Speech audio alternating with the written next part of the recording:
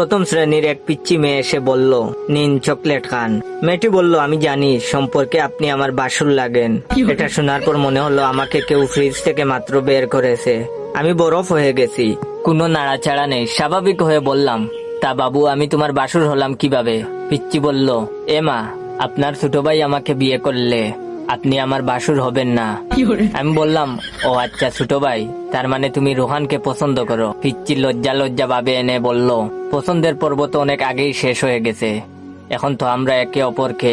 আমি অবাক হয়ে বললাম, একে অপরকে কি? পিচ্চি বলল, কি যে বলেন, আপনাকে এসব বলা যায়? লজ্জা লাগে তো। আমি অবস্থা উত্তাল পাতাল দেখে বললাম, আচ্ছা লজ্জা যেহেতু লাগছে তাহলে তাক বলতে হবে না, তুমি এখানে বসো, তোমার সাথে একটু কথা বলি।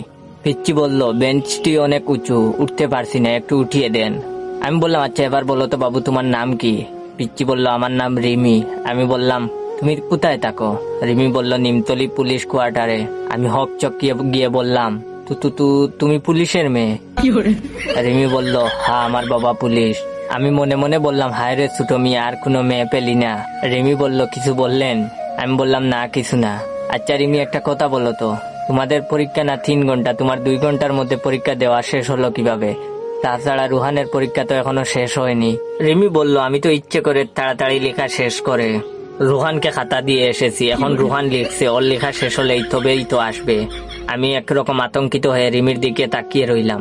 কিছুক্ষণ পর রিমি বলল, এই যে বাসুর, দেখুন না জুতার ফিটে খুলে গেছে, একটু ঠিক করে দিন তো। আমি নিজেকে সামলে নিয়ে বললাম, হ্যাঁ দিচ্ছি। আর বললাম, আচ্ছা রিমি তোমাকে নিতে আসে কে? রিমি বলল, আমাকে আমার আম্মু নিতে আসেন, আম্মু ব্যস্ত থাকলে আপু নিতে আসে।